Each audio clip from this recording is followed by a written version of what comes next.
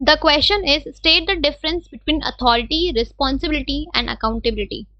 तो अब हमें अथॉरिटी, रिस्पॉन्सिबिलिटी और अकाउंटेबिलिटी के बीच में डिफरेंशिएशन करना है। सो कॉलम बना लेते हैं, authority, responsibility, and here comes our third point, that is accountability.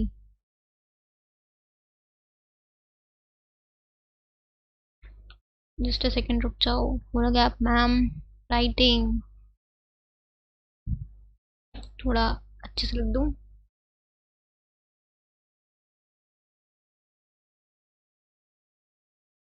ठीक है, अकाउंटेबिलिटी। ओके, तो क्या डिफरेंस होता है तीनों में, हमें ये बताना है।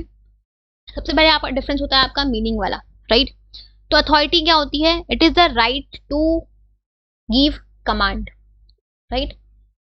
It is a right of individual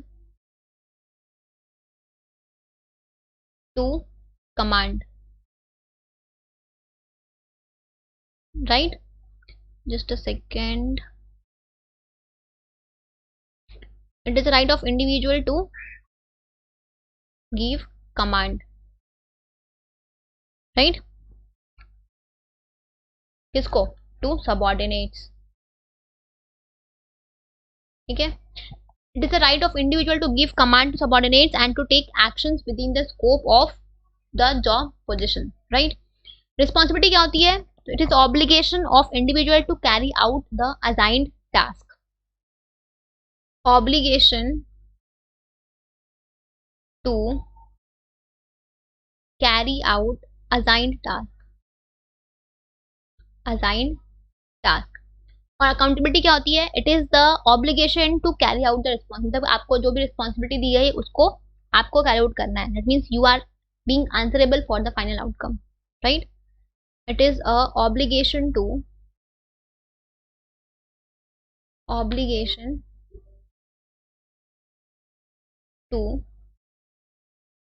carry out responsibility,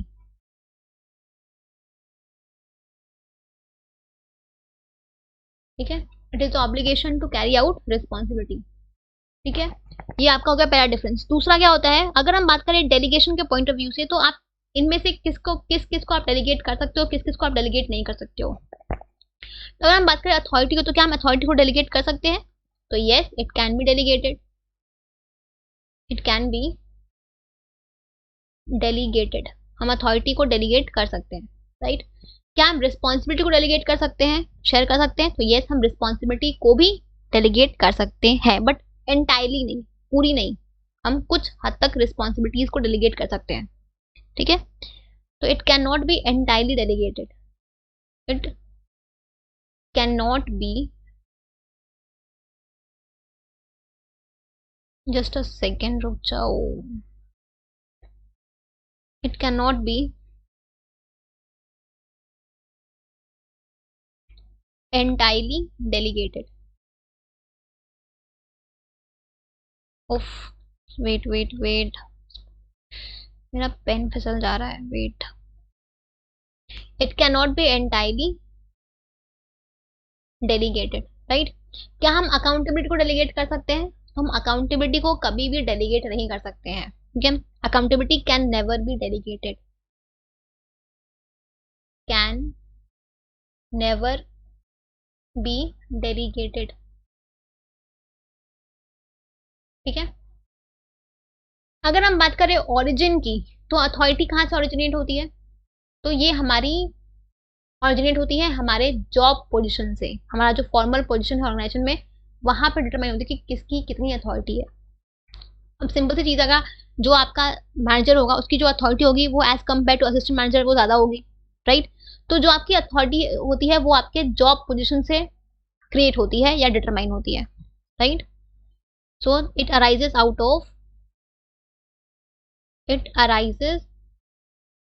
of job positions, right. अगर हम बात करें रिस्पॉन्सिबिलिटीज की, तो हमने जो भी अथॉरिटी डेलीगेट की है, रिस्पॉन्सिबिलिटी उसके अकॉर्डिंग ही अराइज होती है, right.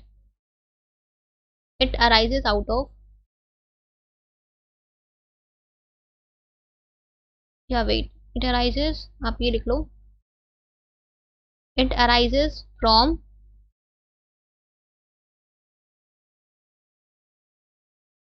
Just a second, authority delegated. ठीक है। अगर हम बात करें अकाउंटेबिलिटी की, तो अकाउंटेबिलिटी आपकी आती है रिस्पॉन्सिबिलिटी से, जिसको रिस्पॉन्सिबिलिटी दी गई उसकी अकाउंटेबिलिटी भी बनेगी, राइट। तो it arises out of responsibility. ठीक है। And the fourth point of difference क्या है हमारा, अगर हम बात करें फ्लो की, तो जो अथॉरिटी होती है वो हमेशा ऊपर से नीचे के टुवर्ड्स फ्लो करती है, मतलब कि जो सबऑर्डिनेट है वो हमेशा अपने अथॉरिटी को, सॉरी, जो सुपीरियर है वो हमेशा अपने अथॉरिटी को अपने सबऑर्डिनेट के साथ शेयर करता है या डेलीगेट करता है, राइट। तो ये हमेशा आपकी डाउनवर्ड फ्लो करती है, मतलब ऊपर से नीचे के टुवर्ड्स फ्लो करती है, राइट। तो ये आपकी फ्लो होती है डाउनवर्ड। ठीक है। अगर हम बात करें रिस्पॉन्सिबिलिटी की, तो जो आपकी रिस्पॉन्सिबिलिटी है ये हमेशा आपकी अपवर्ड फ्लो होती है, मतलब कि जो एक सबऑर्डिनेट होता है वो हमेशा अपने सुपीरियर के टुवर्ड्स रिस्पॉन्सिबल होता है, राइट। तो इट फ्लोज अपवर्ड। अगर हम बात करें अकाउंटेबिलिटी की, तो अकाउंटेबिलिटी भी आपकी अपवर्ड ही फ्लो करती है, क्योंकि हमेशा एक सबऑर्डिनेट जो है वो अपने सुपीरियर के टुवर्ड्स अकाउंटेबल होता है, राइट। तो ये भी आपकी फ्लो होती है अपवर्ड। ठीक है। So these are your differences between authority, responsibility and accountability. ठीक है।